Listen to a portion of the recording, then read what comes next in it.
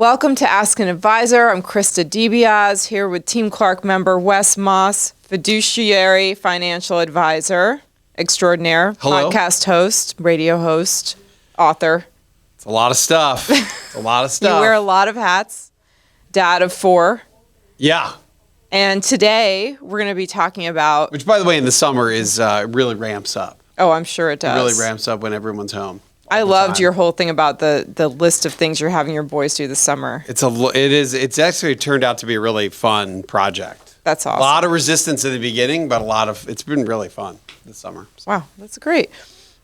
Today you're going to talk about, first of all, corporate earnings. How much should we pay attention? Love that topic. Yeah, let's do that. How important are corporate earnings? Should they ruin our day, make our day, our month, our year, whatever? Should we pay attention? Should we pay attention? Who should pay attention? Yeah. And then the rule of 55.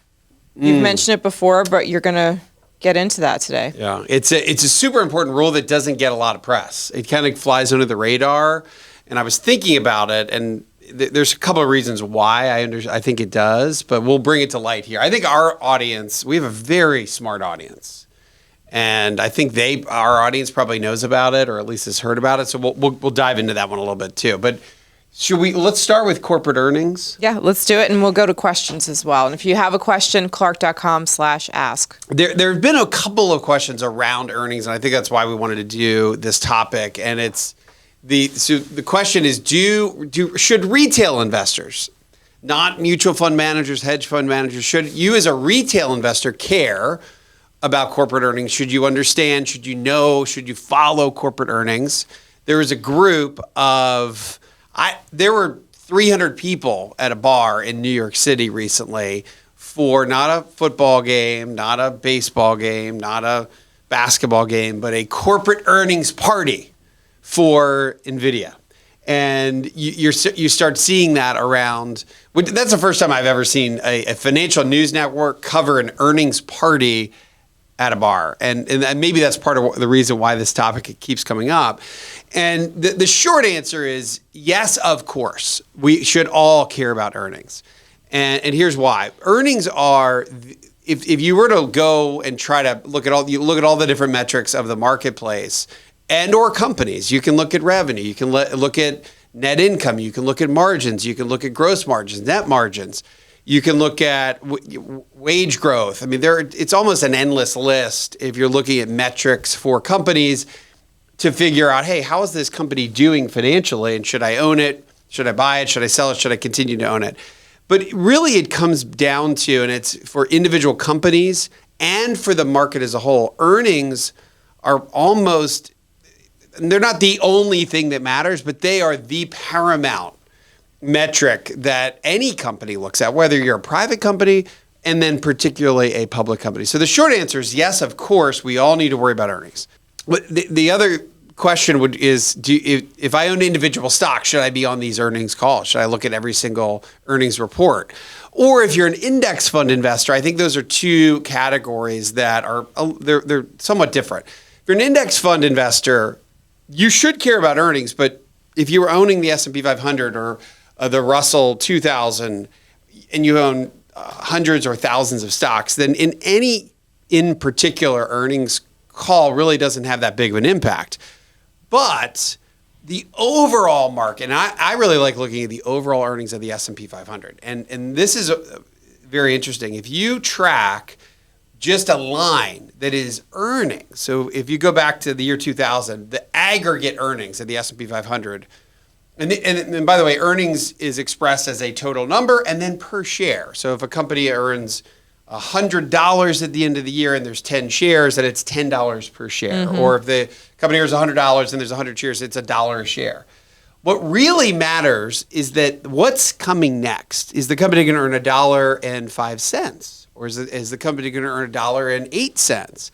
So it's earnings and then earnings growth, and that's what the market cares about. Aggregately, go back to 2020 or the year 2000, the total S&P combined per share, this is a number we can also track, was about $55 total.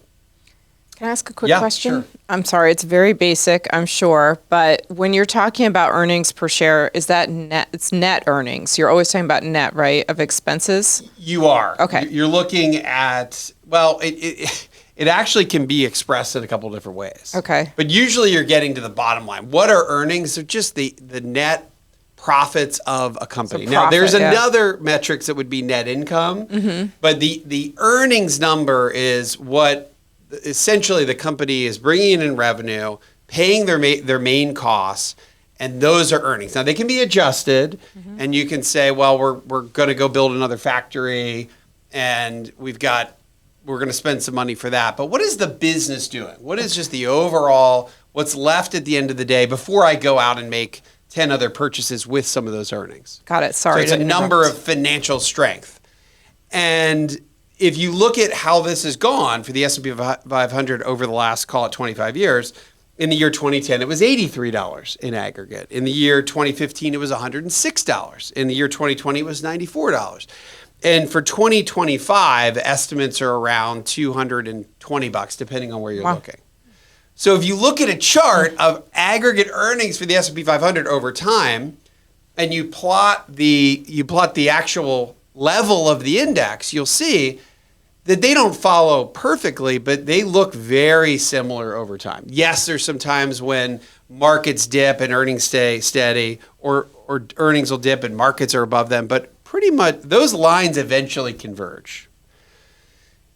So if there is anything to look at for the growth of the let's call it the U.S. equity markets, it really comes down to earnings and the growth of earnings. So if I'm an index fund investor, I care about that a lot. And I think about that. I talk about it on our radio show and in the podcast because ultimately that's what it comes down to, earnings and earnings growth. If we lived in a country where this went from $220 in aggregate down to $100, down to $75, down to $50, we would have a real problem. And we would not be in an environment where stocks go up over time. The only reason stocks go up over time is because earnings have gone up over time. And we expect in this country and as investors for that to continue. Now, it's not every company, of course. Some companies will dip in any given year. Some companies go out of business. But the vast majority of companies do a really good job of just slowly ratcheting the business better and better and better, and that's usually expressed in an earnings number. Now, if I'm an individual stock investor, they take on, I would say, a heightened level of importance.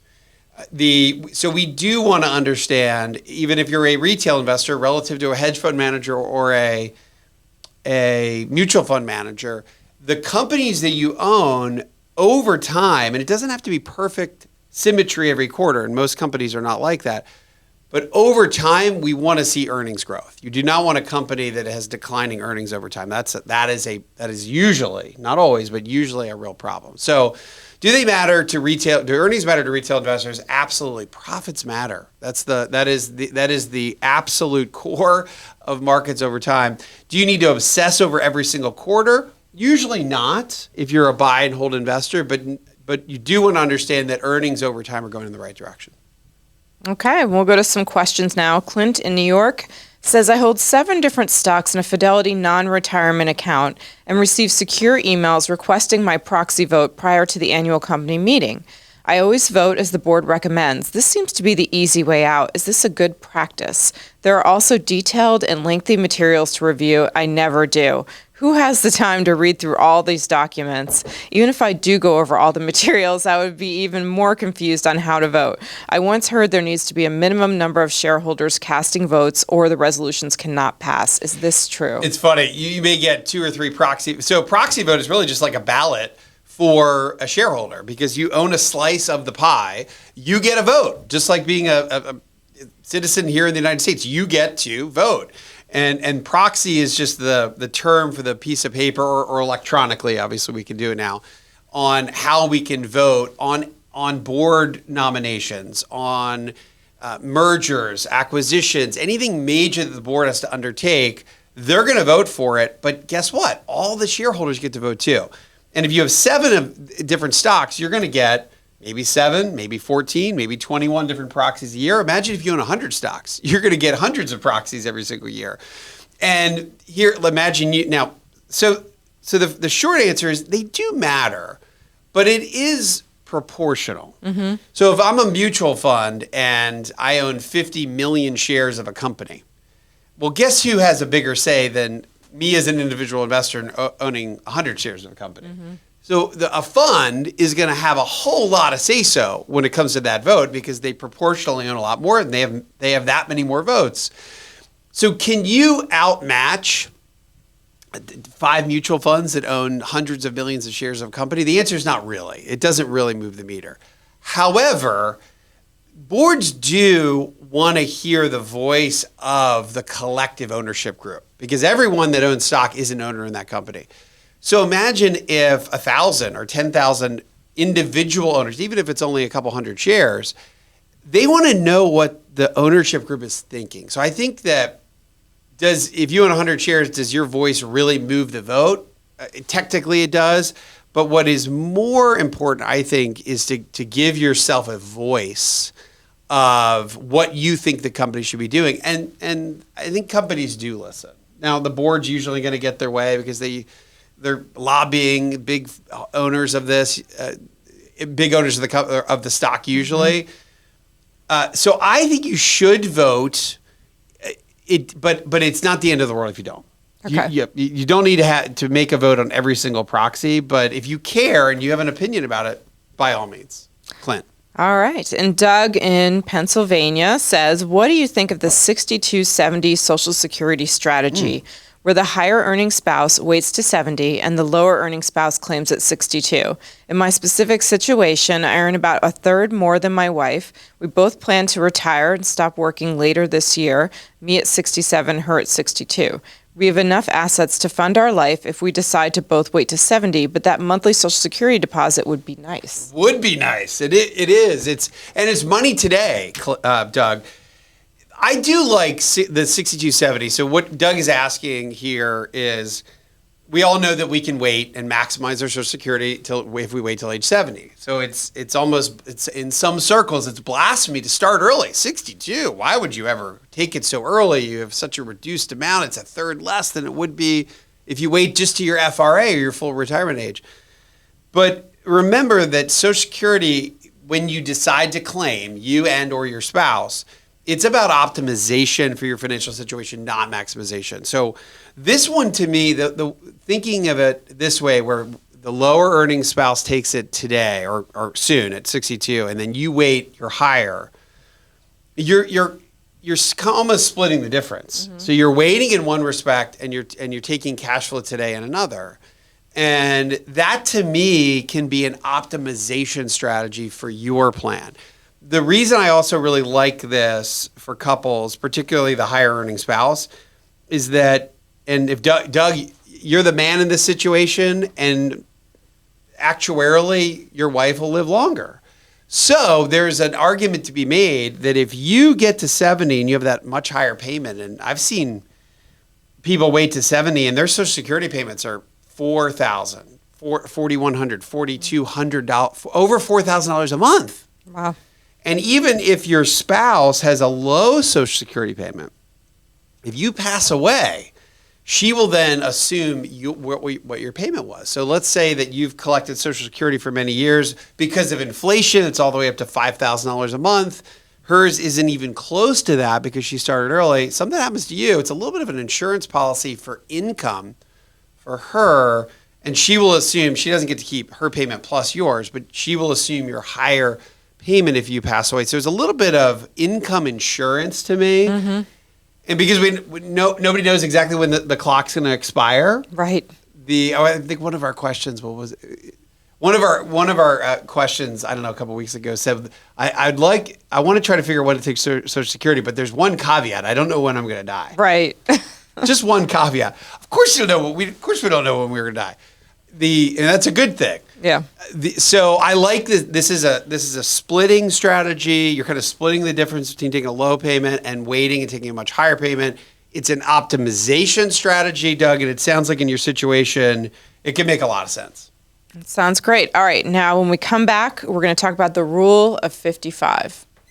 Welcome back to Ask an Advisor here on the Clark Howard Show. Wes Moss, along with Krista DiBiase, here in, I don't know if do we call this a studio? It's our studio. It's a yeah, studio. absolutely. I'm so used to radio studios that have all the different things. Well, we do have some acoustic paneling on the wall, acoustic paneling, so we're not echoing. This set, how much do you think it cost us to build this whole thing behind you? This thing is really a monitor, so that's got to be at least $50. Those little plants were probably free.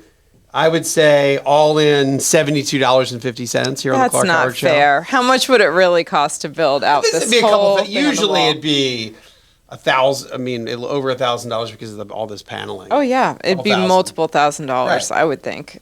It wasn't. It was okay.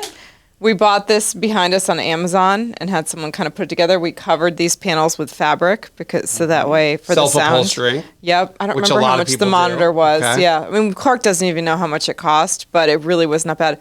Target, Home Goods. Well, so what's the answer? How much did it cost? The total I think, was like $1,200. Wow. It could be several. I would think. And that includes somebody working on it. I tried to reupholster a chair once. And I would think I was like 2 years out of college, and I'm still shocked by furniture prices. It's hard for me to buy furniture. Furniture and curtains are like a dagger for me when it comes to spending. Even though it's great to have curtains, I'm always so shocked at the prices, and a chair. So, I think this is a year or two out of college, I got an old chair, and a friend of mine, one of my roommates' mom was an art teacher, so she was crafty about reupholstering, and we reupholstered this chair. And the mistake I made was that it was a non-breathable faux leather. Oh. So it was almost like covering the chair in a balloon. Oh my gosh. So as we put it together, it had no give. Yeah. So it almost like it popped when you sat on it, and it was a total disaster. So I'm not going to reupholster anything after that. Leave that to the professionals. I've reupholstered chair, like cushions, like just like on a dining room chair, but even that, I feel like I didn't do the best job. All right, so we're going to run into, what a great segue into talking about the rule of 55 and upholstering chairs. This is the topic that I think it's overlooked. And I think our audience is super smart, and part of the reason I wanted to cover this is that we've gotten a couple questions about the rule of 55. I think one of our listeners or viewers said, "Hey, can you cover this a little bit more in depth?" So I took that as a cue to do that. So first of all, let's start this way. Getting to retirement sooner is just better. And that's my opinion, but it's also based on, it's based on real life, seeing people being able to retire a year or two sooner or 3 and what that does to their life. It also goes back to some of my more recent research. And I don't know if I didn't ask this question, but I'm always looking at kind of state of happiness and how they're feeling in their life. And I usually measure it in 5 different buckets. And one thing that came back, because you're able to tell in this research who's not retired and who is retired. And retirement's defined as a state where you no longer have to work if you don't want to. And what was interesting is that there was a very statistically significant and large jump for the population that was going from not retired to retired, meaning that retirement in itself increases the propensity for us to be living better lives.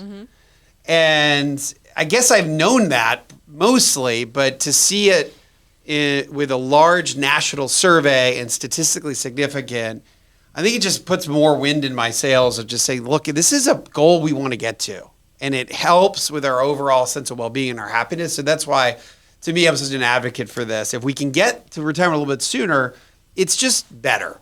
And this is a rule that does that. The rule of 55 allows you to access your money at 55 without penalty versus the normal rule that I think most people know, which is age 59 and a half. Now, I think everybody understands, and not every, most people know that rule, the 59 and a half rule from an IRA. Well, I can start tapping my retirement money when I'm 59 and a half without penalty. And I think the reason is that it's just a black and white rule for the most part. And it's also a penalty. It's associated with, well, I get a 10% penalty if I do it before that. And we don't like penalties. We don't like tickets. Who likes a speeding ticket? Who likes a fine? And that's kind of what happens. If you're 58 and you want to tap money from your IRA and you pull out a big chunk of money, unless you're using another very nuanced rule, which is the Rule 72T, which we're not going to cover today, you're going to get dinged by 10%. If that same money were in a 401k, then there's a very good possibility that you're able to access it at 55 plus, which is almost 5 years sooner. 5 years sooner to retirement sounds really good to me. Here's why and the reason it's a little more under the radar in the IRS code, and I think in being spoken about, is because there are a couple more layers to the Rule of 55. So the good news here is if you qualify for it, you can start tapping your retirement money at 55 without the 10% penalty. Great. But one, your plan has to allow for it. Now, even though it's in the IRS code that this is allowed, not every single retirement plan, 401k, 403b, et cetera, adheres to this. There are some statistics. I've looked this up. I think the Vanguard or someone did a study that said 85% of plans allow for this. So even though it's in the IRS code, not every plan allows for it, but the vast majority of plans do. So that's the good news. So that's one wrinkle. The other wrinkle is that you have to have left your job at age 55 or later, and you have to leave behind that 401k at that previous job, and that's the only one that qualifies. It's not you turn 55 and all 401ks you've ever had in your past history automatically qualify. It's only the one for the job where you made it to the age of 55 and then left at 55 or older. So there's another little wrinkle. Okay. So this is why there's some layers to this. This is some financial tiramisu here, and this is why it's a little less well known. The other caveat is that I get this question, well, I just left my job. Do I qualify? Well, I was laid off from my job. Do I qualify? It doesn't matter. It's if you leave that job for any reason, you choose it, the company pushes you out, as long as you're age 55 in the calendar year you leave, and it's that same 401k, then that is very much could be eligible for this early withdrawal, age 55, not 59 and a half, without the 10% penalty. There's a couple stories around this. Let's call him Jim in Rome. Left his job at age 55, had $250,000 in a 401k, but he had a lot of money in other IRAs. Well, there's also something that we can look at called a reverse rollover. Now, one thing you can't do to access this rule is leave your job and then all of a sudden roll money into a 401k so you can access it. So it's got to be there. The money from a reverse rollover, which would be taking IRA money and rolling it into a 401k. I didn't know you could even do that, honestly. Absolutely. You can consolidate. If it makes sense for your situation and you're doing the analysis and the comparison of the funds and the fees over here, the funds and the fees over here, if it makes sense for you, and this is one of these situations where it might make some sense, you can then almost as a safety measure to get extra cushion is the way I look at it. Jim in Rome could, let's say at 56, he's still working. He's worried about his job going away and he may get laid off and he might need to access that money. He needs $40,000 a year and there's only $200 in the 401k. Well, he could, while the sky is blue and things are still good, he could always he could choose to roll some of his IRA money into his 401k. And then if he gets laid off or he chooses to leave, he's, let's call it 56, 57, that money's in a 401k, and that very likely could be eligible for withdrawals without the 10% penalty. If he's got to pull $40,000 out a year, doing that from an IRA, it's a 10% penalty. So that could save him $4,000 a year and early access to a big pool of money if you plan it right. All right. Well, that is very, very cool. I have some questions. It is cool. It is kind of a cool role. If you can swing it, right? If you can swing it. All right. We have questions here. This one's from Scott in New York. I'm looking to get Wes's thoughts on rules-based funds and ETFs like Dimensional or Avantis. Are these funds and ETFs still considered passively managed? Expense ratios are typically 3 times the amount of Vanguard. What do you think Jack Bogle would think of these funds, since their costs are considerably more than traditional index funds and ETFs? I think of Bogle's cost matter hypothesis versus the efficient markets hypothesis. Do lower costs always win? I can just tell you, Jack Bogle would have a conniption fit, may he rest in peace, if he were asked this question. So would Clark Howard. And so would Clark Howard. What? 3 times the fee? 3 times? Yes, costs matter. And you really can't argue with that. Yeah. They do matter. They do matter. But so I think here's what Scott's saying, is that you can own a passive S&P 500 fund or total market index fund, and the costs have gotten to be, mutual funds used to be 1%, not index funds, but now index funds have gotten below 0.1%. A lot of these are 0.02. So they're borderline free. There's almost no cost in some of these. So why would you pay 20 basis points? So versus 0.02, 0.2 is actually 10 times more. Mm-hmm. It's not just 3 times, Scott. It's 10 times more.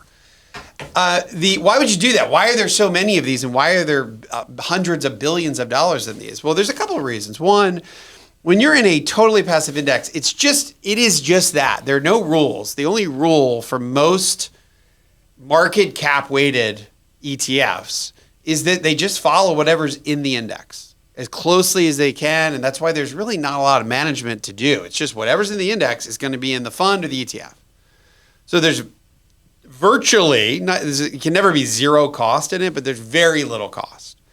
But you are then totally exposed to whatever that index is. And there's some concern, particularly in the last couple of years, that there's some drawbacks to that too. There's concentration risk. We know that the top 10 companies in the S&P 500, 10 out of 500 make up 30% of the total index because of their size. They're capped.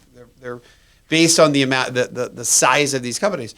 So if you're an investor that wants to do anything different than that, you're going to have to find an ETF that has some rules around it.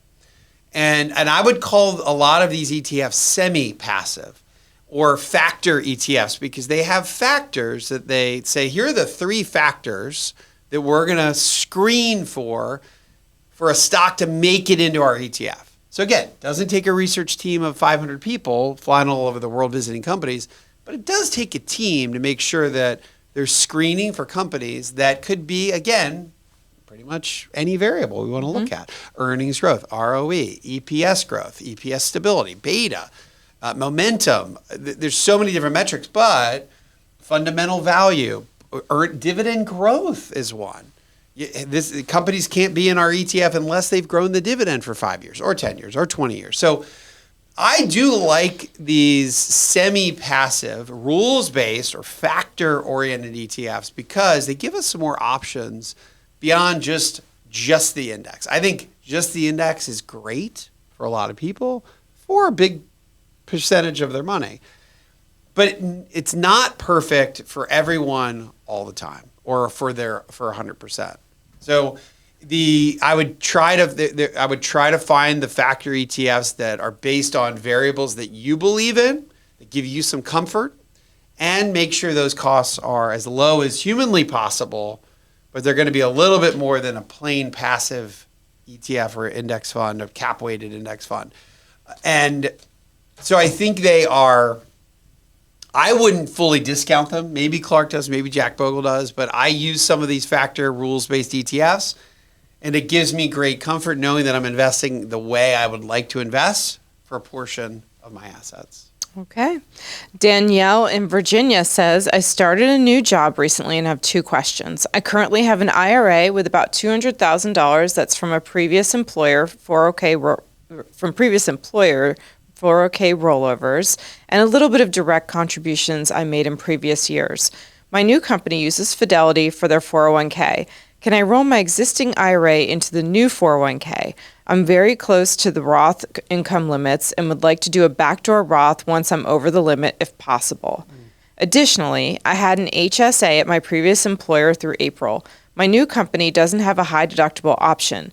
Can I go back and max out my HSA on my own? I'm also planning to max out the FSA. I'll be able to use it up this year with medical, vision, and dental and cover and over-the-counter purchases. Well, this one's easy for Danielle. I mean, it was really just about the IRA, the 401k. Danielle. Mm-hmm. I'm sorry, this is Danielle. Mm-hmm. This is easy because all we're talking about here is the IRA, the 401k, the HSA, the FSA, and the proration of the FSA in relation to her 401k and a backdoor Roth rollover. That's all it is. That was very simple. It was supposed to be not really that simple. So Danielle, there's a lot to this one. So let's start. I think the bigger bite of the apple here would be that if you're looking to do those backdoor Roth conversions, it would make it a lot simpler to not have a regular IRA, because when you have a regular IRA standing out there and you're doing one of these backdoor Roth conversions, then you run into this proration rule of what's already in the IRA versus what you're contributing. So it could make it a lot less messy to take the IRA, if that's your primary goal, is to just have all 401k money. And this goes back to, we were talking about this on reverse rollovers.